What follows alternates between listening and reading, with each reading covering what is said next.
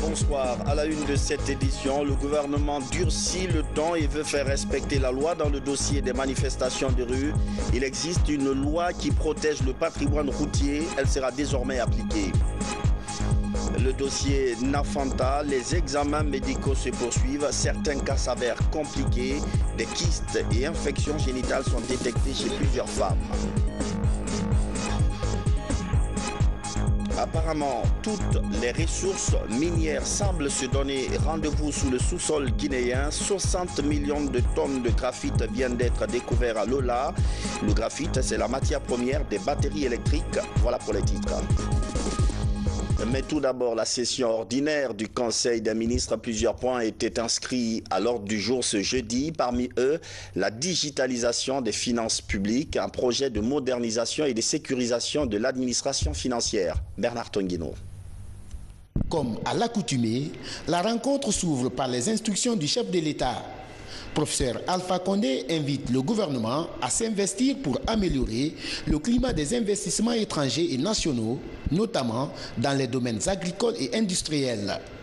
La finalisation de la réforme de la taxe foncière et le processus de digitalisation des finances publiques tiennent à cœur le président de la République. Au titre du premier point de l'ordre du jour, Monsieur le Président de la République a invité la ministre en charge de l'agriculture à poursuivre les préparatifs de la journée de l'agriculture avec les partenaires concernés par cet événement. Le chef de l'État a insisté sur la nécessité d'effectuer des choix judicieux sur les thèmes à débattre à cette occasion, notamment en ce qui concerne les spéculations agricoles. Le chef de l'État a demandé au gouvernement de veiller à apporter des réponses rapides aux demandes d'information ou de facilité d'installation des investisseurs qui souhaitent ouvrir des unités industrielles en Guinée. Le président de la République a demandé au ministre du Budget d'accélérer la réforme de la taxe foncière et de veiller à son recouvrement de façon optimale. Le chef de l'État a insisté pour que le processus de digitalisation des finances publiques et de l'administration fiscale se poursuive. À cet effet, il a demandé qu'une réunion se tienne avec les acteurs concernés. Ce jeudi, à Sékou Touréa, plusieurs projets de décrets sont examinés. Le projet de décret portant gestion des polychlorobiphéniles, PCB, est présenté par la ministre de l'Environnement.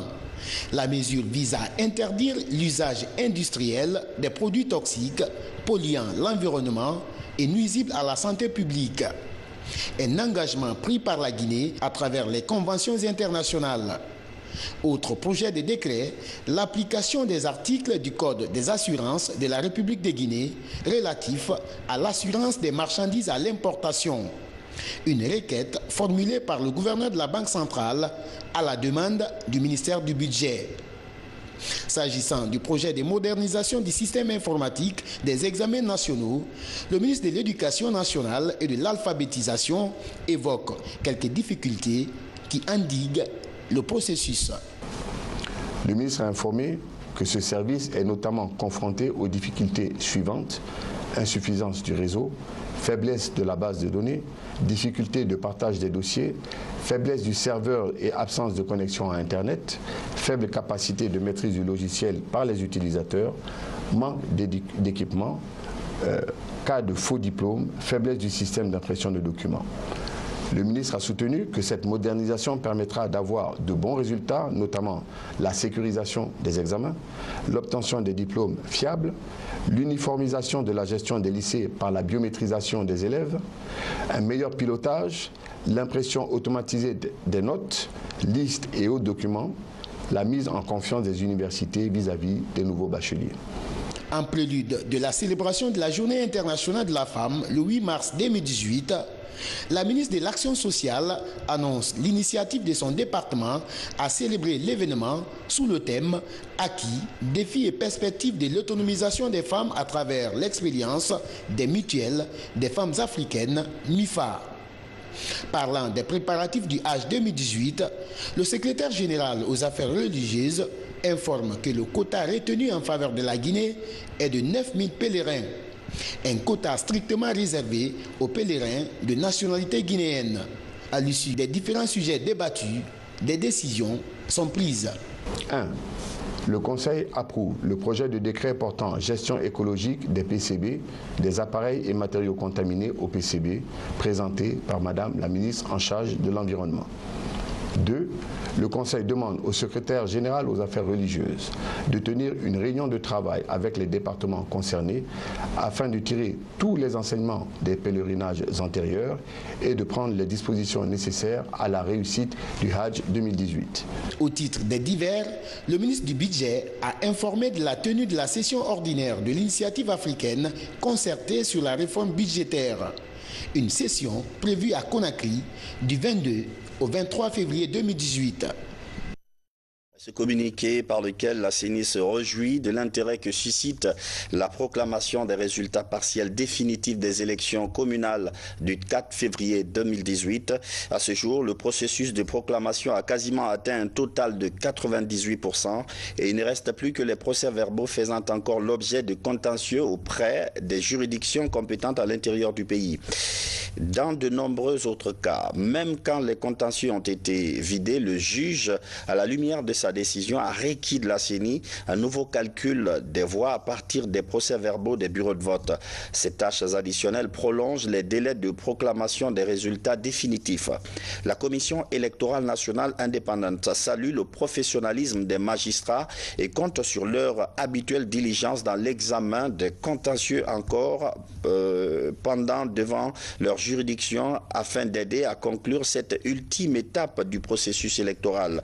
Toutefois, la CENI rappelle que le processus de proclamation des résultats définitifs du scrutin par le président de l'institution se poursuivra sans désemparer jusqu'à la totalité des circonscriptions électorales du pays, et cela dès que les juges auront vidé les derniers contentieux. La CENI sait compter sur la compréhension de tous. On a connu un début de semaine mouvementé, des violences provoquées d'une part par l'appel de l'aile dure du SLEG et de l'autre côté, il s'agit des violences post-électorales. Hier, les coordinations des 4 régions du pays ont parlé d'une seule voix. Elles appellent les Guinéens au calme. Maurice Sidibé. Le Conseil des sages, après une analyse approfondie des crises que traverse notre pays et eu égard au rôle qui lui est dévolu dans le cadre du maintien et du renforcement de l'unité nationale, de la paix et de la concorde sociale, a abouti à la déclaration dont la teneur suit. Le Conseil des sages constate avec un profond regret et une grande amertume les violences ayant provoqué des pertes en vie humaine et d'innombrables dégâts matériels dans les sous-préfectures de Kalinko, préfecture de Denguiraï, de Dogomé, préfecture de Dabola, de Linsan, préfecture de Kindia, dans les communes de Dixine et de Ratoma, etc., pour ne citer que ceux-là, pendant ces élections communales et communautaires. Déplore le manque de responsabilité et de civisme dont ont fait preuve des leaders de partis politiques dans le manque d'encadrement et de discipline de leurs militants et de leurs militantes. Convaincu qu'à la violence et à la barbarie, il faut substituer la concertation, la retenue et surtout le dialogue, sans lesquels rien de durable ne peut se construire dans un pays. Conscient que pour créer un climat de paix et de quiétude sociale, il faut nécessairement passer par le dialogue, la concertation, la tolérance et le consensus. Le Conseil des sages apprécie hautement la maturité politique du peuple de Guinée pour sa participation massive au scrutin dans un climat de paix, de quiétude et de sérénité. Lance un appel pressant aux autorités à tous les niveaux, aux acteurs politiques, aux services de défense et de sécurité et à tous les leaders d'opinion d'arrêter immédiatement les violences physiques, verbales et comportementales dans notre pays pour un développement harmonieux et équilibré de la nation, gage d'une démocratie apaisée et constructive. Demande à l'administration, à travers ses représentants dans la CENI, ces structures décentralisées et déconcentrées, d'observer la stricte neutralité durant tout le processus électoral. Invite tous les partis politiques, la CENI et le gouvernement au respect scrupuleux du code de conduite des partis politiques et des accords auxquels ils ont souscrit. Invite les acteurs politiques, notamment la mouvance présidentielle et l'opposition républicaine, à privilégier le dialogue et la concertation dans l'intérêt supérieur de la nation. Demande à la CENI, garante de tout le processus électoral, de travailler en synergie avec les partis politiques, l'administration, les services de défense et de sécurité avec une grande probité morale. Exige de la CENI toute la transparence et toute l'équité souhaitée par chacun et tous. Demande aux acteurs politiques et à tous leurs militants d'accepter de façon responsable et citoyenne les résultats issus des urnes. Demande aussi aux acteurs politiques qu'en cas de contestation, d'user des voies de recours prévues par la loi afin d'éviter de jeter les militaires dans les rues, ce qui pourrait aboutir à la violence. Demande aux services de défense et de sécurité de prendre toutes les dispositions appropriées pour assurer la sécurité des citoyens et de leurs biens, car toute position partisane de leur part peut être préjudiciable au bon déroulement du processus électoral. Demande tout particulièrement aux services de défense et de sécurité de garantir le bon déroulement du processus électoral. Salue et encourage Monsieur le ministre des Droits de l'Homme, de l'Unité et de la Citoyenneté pour l'appel lancé en direction des partis politiques et alliés de la mouvance présidentielle et de l'opposition républicaine pour l'édification d'une Guinée unie, forte et prospère. Le Conseil des sages présente ses condoléances émues au peuple de Guinée et singulièrement aux familles endeuillées pendant les élections communales et communautaires. Témoigne par la même occasion toute sa compassion aux personnes blessées et leur souhaite un prompt rétablissement. Demande incessamment au gouvernement de faire immédiatement la lumière sur ces violences et de traduire leurs commanditaires en justice afin qu'ils répondent de leurs actes. Le Conseil des sages demande enfin aux responsables syndicaux du SLEG de surseoir à leur mouvement de grève. Un calendrier de rencontres sera établi dans les meilleurs délais avec les leaders syndicaux concernés en vue de trouver une issue heureuse à la crise qui secoue l'éducation. Les versions langue nationale de cette déclaration à suivre juste après le journal. Au-delà de cet appel des sages, le gouvernement, lui, annonce des dispositions draconiennes. Il existe une loi qui protège le patrimoine routier. Elle sera désormais appliquée. Et tout manifestant pris en train de brûler des pneus, entre autres, sur la chaussée devra répondre de ses actes. Ansouman Toumani Kamara. Les manifestations de rue deviennent des éléments destructeurs du réseau routier guinéen.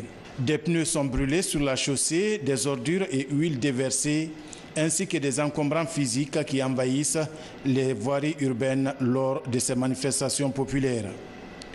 Pourtant, ces infrastructures qui n'ont aucune coloration partisane sont réalisées au prix d'importants investissements venus des poches du contribuable guinéen et des partenaires étrangers.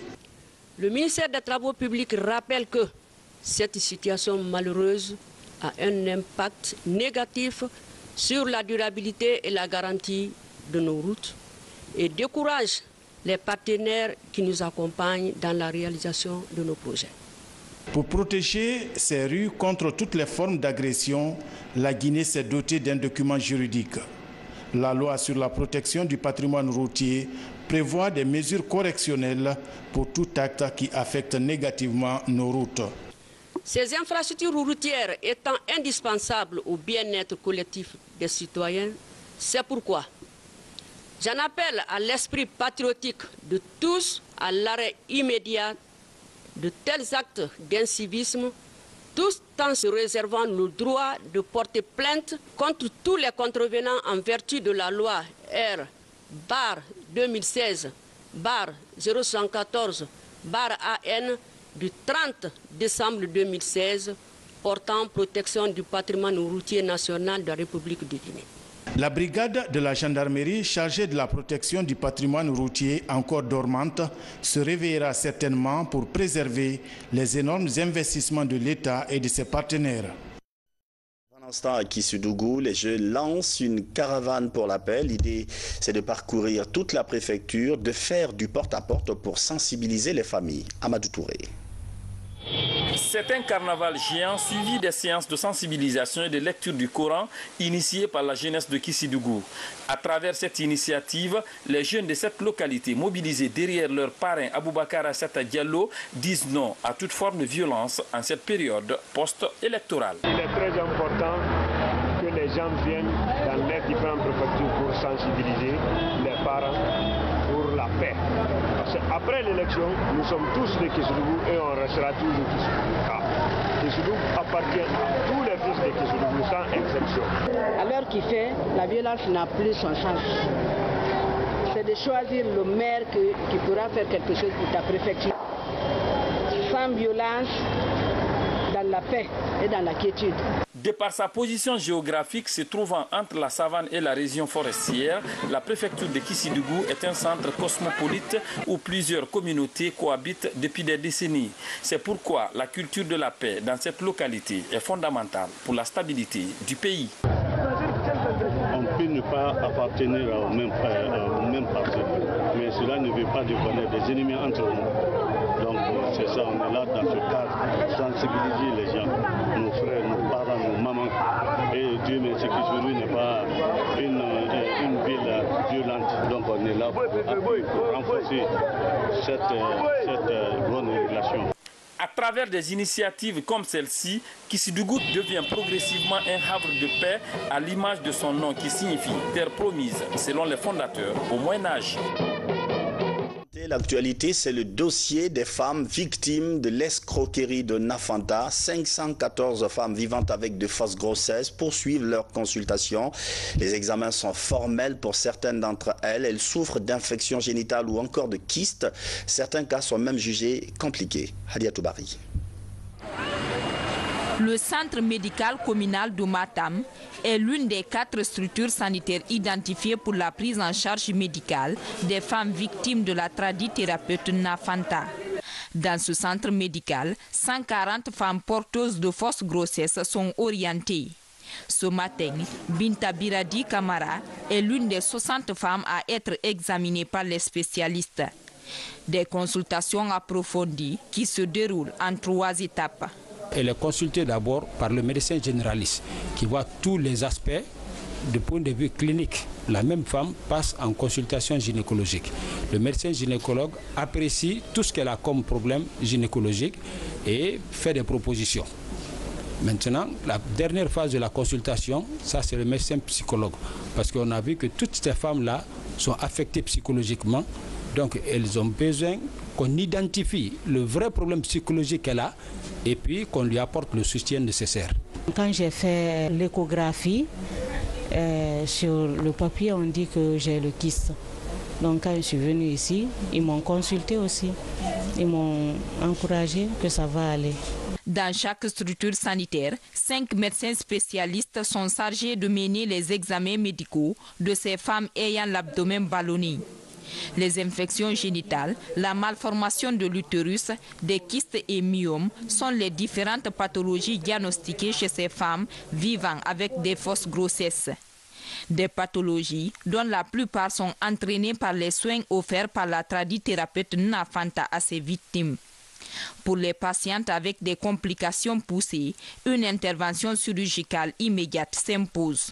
Tous ces dossiers, c'est les femmes qui doivent être opérées, qui viennent de cette dame de ce Nafanta. Donc nous, on les appelle SOS d'Abompa. Nous avons 15 dossiers. Ça, déjà, c'est des femmes qui sont prêtes pour être opérées dès la semaine prochaine. Elles sont convoquées à partir de demain, invitées à venir faire le bilan sanguin préopératoire pour qu'elles puissent être prises en charge. Ok, et gratuitement. Le nombre de femmes avec des infections, on a 11. Il y a une femme avec une anémie très sévère. Il y a une femme, les femmes avec colopathie fonctionnelle, les gens qui ont des troubles là, liés aux différents médicaments qu'elles ont consommés, il y a 10. L'autre volet de la prise en charge médicale de ces femmes victimes du traitement à l'indigénat de Nafanta est la distribution gratuite des médicaments. L'opération se fera en fonction du bilan médical de chaque femme. La phase 2, qui consiste à la délivrance ici des ordonnances, à partir non seulement de leur traitement édifié dans leur cahier de prise en charge, les antibiotiques seront disponibles. Ensuite, les antibiotiques par voie orale, par voie vaginale, également d'autres comprimés. Donc des maladies systémiques. Donc nous avons également plusieurs autres molécules qui sont disponibles. Et ces produits-là seront délivrés dans ces différents hôpitaux de référence. Tandis que la prise en charge médicale de ces 514 premières femmes supposées être enceintes est en cours, 300 autres femmes sont de nouveau enregistrées par le comité technique d'examen médical. Dans les prochains jours, elles seront réparties entre les différents centres hospitaliers identifiés pour la circonstance. Un soulagement dans la préfecture de Dalaba pour 3000 personnes qui souffraient de tumeurs chroniques, de goitre et de hernie. Une équipe d'ophtalmologues est aussi attendue dans les prochains jours. Tout cela à la faveur d'un événement spécial, la célébration des 18 ans de coopération entre une ONG allemande et la localité de Daobodje. RTG Mamou, Mamadou Paté-Baldé. Situé à environ 70 km de Dalaba Centre, Daobodje a célébré les 18 ans de coopération avec l'ONG allemande École Solidarité. La commémoration de cette fête anniversaire a mobilisé les autorités locales ainsi que les populations voisines et les artistes du terroir venus magnifier leur reconnaissance à l'ONG. L'immense service que ces gens-là nous rendent, nous devons dire merci. Nous disons merci à l'équipe médicale, nous disons merci à Dr Yango, que Dieu consolide davantage les relations guinéo-allemandes. Cette deuxième équipe, conduite par Monica Bosquet et le couple Yango Keita, les médecins allemands ont consulté et traité gratuitement plus de 3000 patients en provenance des 4 régions naturelles de la Guinée et de la sous-région. Nous avons vu beaucoup de patients, aussi la groupe avant nous, en décembre, n'est-ce pas? Ils ont préparé les patients pour l'opération, ils ont vu les patients. Moi, j'ai vu beaucoup d'enfants avec les maladies, comme toujours, palud et parasitose, comme ça, et aussi les maladies très, très graves. En réalité, ce sont surtout des hernies et puis surtout des goitres.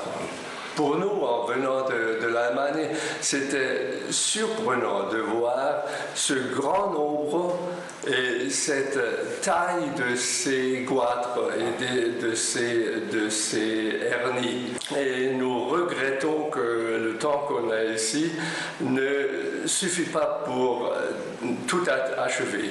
Parmi les pathologies traitées par les médecins guinéens et allemands de l'ONG figurent entre autres des goitres, des hernies et des tumeurs chroniques. D'autres maladies sévères ont été transférées dans certains hôpitaux du pays à la charge de l'ONG. Nous allons systématiquement, nous allons pas à pas. Et pour nous, l'hygiène, c'est la chose fondamentale. Et ça, on avait déjà commencé par la production de savon sur place, de savon que nous donnons aussi bien à l'école qu'au centre de santé. Et la mosquée aussi en bénéficie de la même chose. Et c'est pourquoi nous avons envoyé l'eau, parce que nous savons qu'il y a des gens qui viennent là-bas. Donc quand la population vient sur le terrain, elle arrive à utiliser l'eau, à se nettoyer et utiliser les choses. Et c'est tout ça qui a fait qu'on a aussi fait la mosquée. En marge de cette célébration, une cuisine et des latrines publiques ont été inaugurées. Elles font partie désormais du lot d'infrastructures réalisées par l'ONG. Il est également prévu la construction d'une école maternelle et l'arrivée prochaine de 20 techniciens supérieurs en ophtalmologie pour offrir des soins gratuits à plus de 600 malades déjà identifiés. Santé toujours, bientôt des spécialistes guinéens en anesthésie. Une première vague d'infirmiers se forme déjà aux côtés d'experts étrangers. Les cours portent sur les nouvelles méthodes de travail. L'objectif est de spécialiser ces infirmiers. Samara Tolno. Au centre des échanges entre ces professionnels de santé, la pratique de l'anesthésie et la réanimation en Guinée. Avec des experts de renommée internationale et des médecins spécialistes en anesthésie, ces infirmiers venus des centres hospitaliers de Conakry apprennent de nouvelles pratiques sécuritaires de l'anesthésie et de la réanimation. Nous avons organisé un séminaire avec tous ceux qui pratiquent l'anesthésie et qui sont présents à Conakry, médecins comme infirmiers, pour voir les pratiques quotidiennes, souligner les insuffisances et donner quelques idées sur les avancées de la spécialité.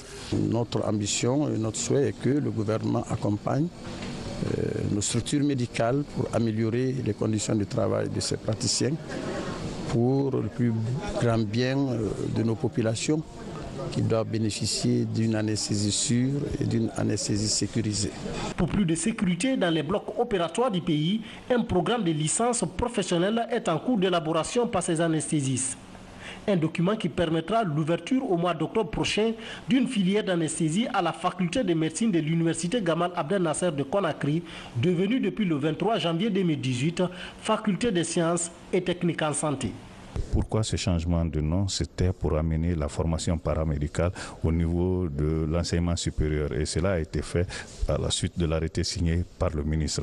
Et dans le cadre de cette formation paramédicale, il est prévu d'assurer la formation des infirmiers spécialisés dans certains domaines. Et parmi ces formations, vous avez donc la formation d'anesthésistes, d'infirmiers anesthésistes réanimateurs. Cette formation va permettre aux infirmiers d'acquérir une licence professionnelle en anesthésie.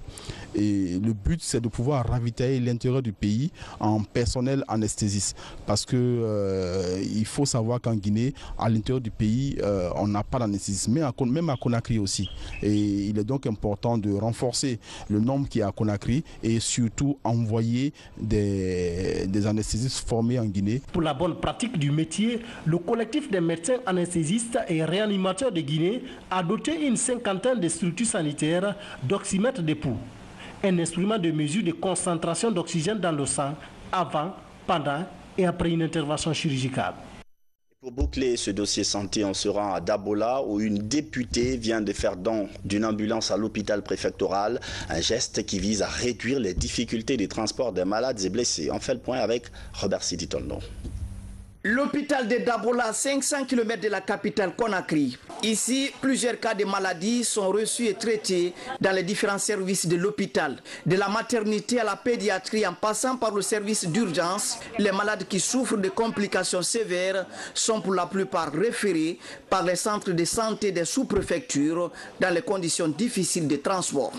Dans nos sous-préfectures, ce qui entraîne beaucoup de décès, l'élévation des taux de décès, c'est parce que le transport de ces malades-là est difficile.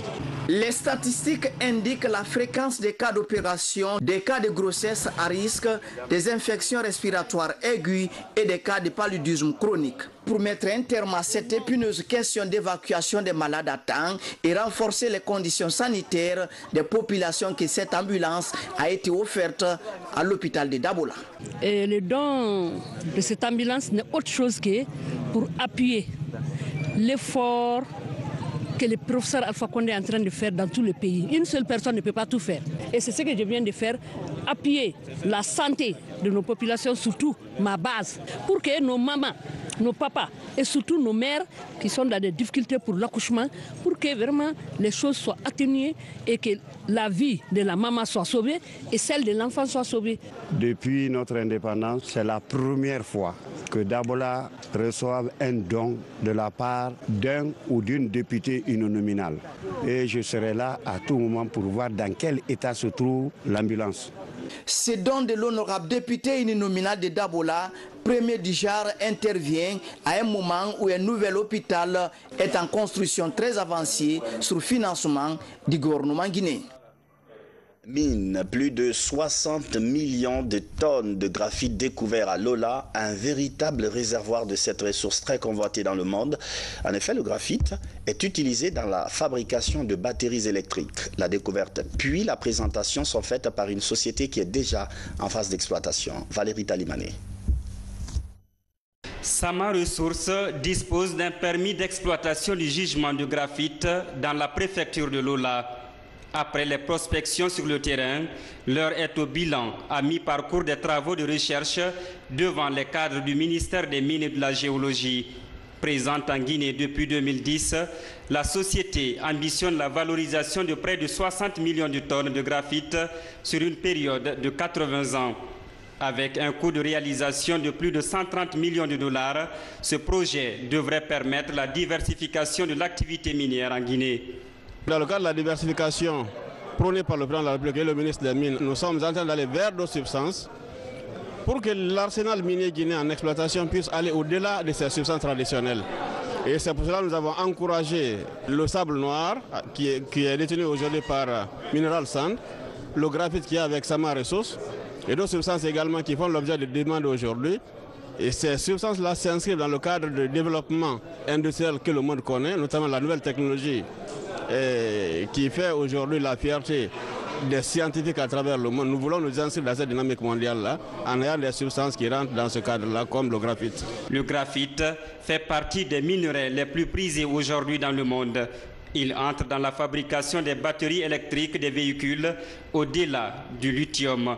Alors le graphite vous entoure partout, dans les aciers, dans les batteries, les huiles à moteur. Il y a du graphite dans les huiles à moteur. Tous les petits moteurs électriques ont des carbones, ce qu'on appelle les carbones. Ce qui font tourner le moteur électrique, c'est du graphite. Alors ça, c'est l'utilisation classique du graphite à travers le monde, mais il y a une nouvelle utilisation qui émerge maintenant, et c'est l'utilisation du graphite dans les batteries pour les voitures électriques et les accumulateurs d'énergie. Ces dernières années, la demande mondiale du produit a connu une hausse de 4%. Les premiers minerais de graphite sont attendus en 2020 avec une production annuelle de 50 000 tonnes. Ce chiffre va permettre à la Guinée d'occuper la 4e place des pays producteurs du graphite au monde. Il est piloté par le Rotary Club, mais financé par l'ambassade du Japon. Le projet va être lancé dans les prochaines heures. Il s'agit de la rénovation de l'école primaire de Matam-Lido. L'établissement est vieux de plus de 60 ans et demain vendredi, les travaux seront lancés pour une durée de 3 mois. Mamadou Saliouba. Voici l'école primaire de Matam-Lido 2. Vieille de plus de 60 ans, elle a cédé sous le poids de l'âge. Dans cet établissement délabré, sans porte ni fenêtre, évoluent 750 élèves et leurs encadreurs. Ce vieux bâtiment va bientôt céder sa place à une école moderne. Le projet de rénovation est piloté par le Rotary Club Conakry et financé par l'ambassade du Japon à plus d'1 milliard de francs guinéens. Nous souhaitons très fortement que la mairie de Matam et le Rotary Club de bien assurer le suivi pour que les travaux puissent être bien faits. Le choix de l'école primaire de Matam vient d'abord d'une densité extrêmement élevée dans ce quartier, qui est un quartier très très populaire, qui est un quartier où le taux de paupérisation est élevé, où il y a beaucoup de problèmes d'infrastructure. L'établissement sera entièrement rénové et équipé à mobilier. Il sera doté d'une direction, des latrines avec adduction d'eau, le tout dans une cour. Les travaux seront lancés ce vendredi et doivent s'étendre sur 3 mois. Pendant ce temps, les élèves seront transférés pour poursuivre les cours dans une école voisine. Je suis très très content que cette école soit rénovée. Quand je connais les difficultés que je rencontre depuis que je suis là-bas, si cette école est rénovée, ça me fait grand plaisir. Cet établissement scolaire est l'un des plus vieux de la commune de Matam. Sa rénovation permettra aux enfants de ce quartier populaire d'étudier dans le confort. Le secteur éducatif est devenu l'axe majeur de coopération guinéo-japonaise. En quelques années seulement, la représentation du pays du soleil levant a construit plus de 700 salles de classe en Guinée. Deuxième jour du carême chrétien ce jeudi, déjà un fait important, la consécration de la sœur Hélène Tonguino. Ça s'est passé à la paroisse Saint-Michel de Mongo, dans la préfecture de Guékédou. L'événement a mobilisé plusieurs fidèles chrétiens. Saint-Martin Francina de nous.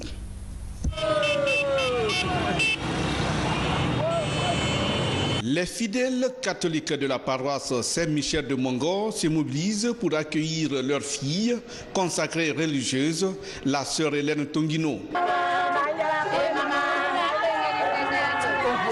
La communauté chrétienne débute la messe par une procession. Le rituel part de son domicile familial pour l'église. Sur le trajet, la nouvelle religieuse est acclamée. Par l'intercession de la Vierge Marie, elle est confiée à Jésus-Christ pour l'aider à accomplir son ministère. Notre communauté chrétienne et l'ensemble de la population, en vous accueillant, vous rend un vibrant hommage pour votre haute gratitude envers le Seigneur, le suprême souverain qui vient de faire de vous sa servante dans le ministère de rédemption de son peuple et essuyer ta connaissance à cette famille chrétienne de Mongo qui a été à la base de ton éducation.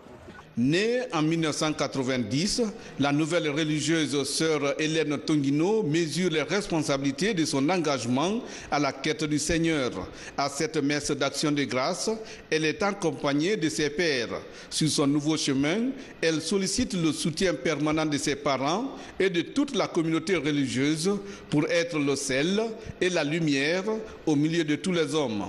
C'est une grande joie pour moi aujourd'hui de faire ma messe d'action de grâce dans ma paroisse d'origine, Saint-Michel-de-Mongo.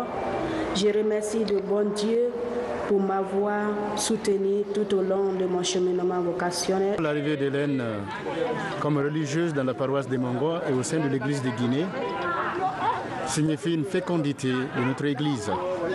C'est une gratuité que le Seigneur nous accorde en nous donnant une nouvelle religieuse pour le service de son église. Mongo a été la porte d'entrée des missionnaires catholiques dans la préfecture de Yekedou. Cette paroisse, vieille de plus de 100 ans, accueille aujourd'hui la première religieuse native de la localité. Déjà, le nombre de frères et de prêtres spiritains natifs de Mongo est à 3, un motif de satisfaction pour les parents et les fidèles catholiques. Depuis quelques jours enfin, des rumeurs courent sur une présumée attaque sur la résidence privée du premier imam de la mosquée centrale de Conakry. Cette rumeur est fausse. Des acteurs sociaux profitent d'ailleurs de ce démenti pour prôner la paix et le renforcement de la cohésion sociale. Aboubakar Junior Camara. C'est une nouvelle qui affole le pays et la communauté guinéenne à l'étranger. Le domicile privé du grand imam de Conakry, pillé, rapportent les réseaux sociaux. Ce matin, El Hadj Mamadou Saliou Camara s'est précipité sur les médias crédibles pour démentir et dénonce l'intoxication. Depuis la ville de Kindia, le grand imam rassure que son domicile n'a fait l'objet d'aucune attaque. Ou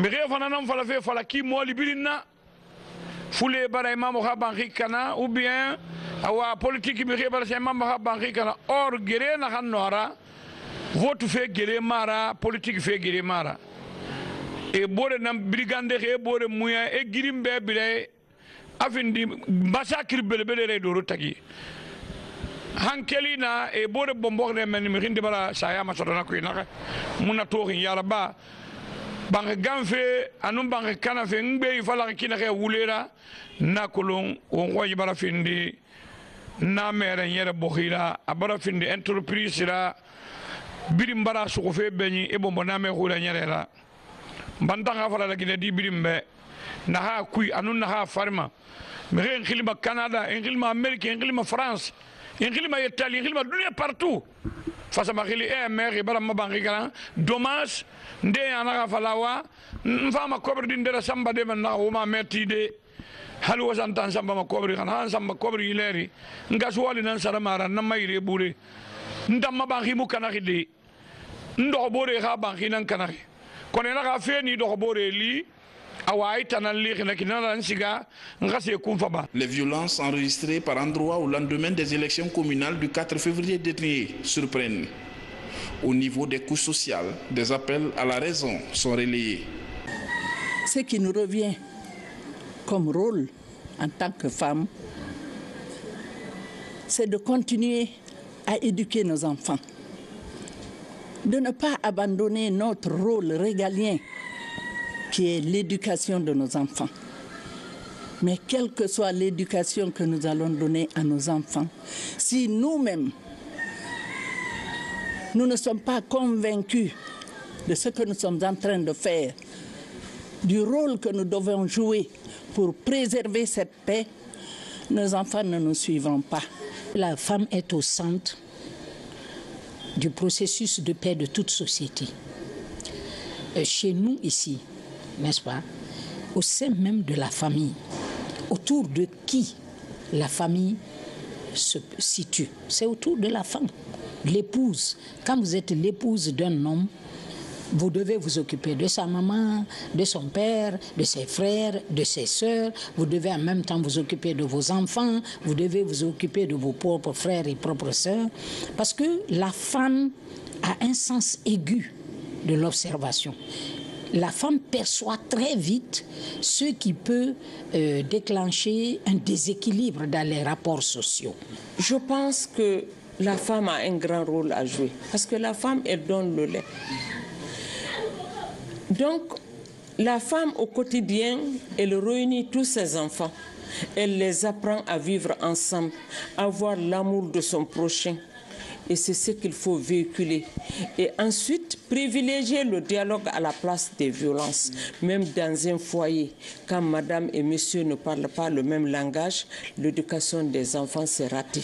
Le renforcement de la paix et de l'unité nationale redevient un enjeu dans le pays. Il y a quelques jours, le ministre de la Citoyenneté a mis en garde les fauteurs de troubles, y compris sur les réseaux sociaux depuis l'étranger. De cette édition d'information. Merci de votre fidélité à la télévision nationale. Bonsoir.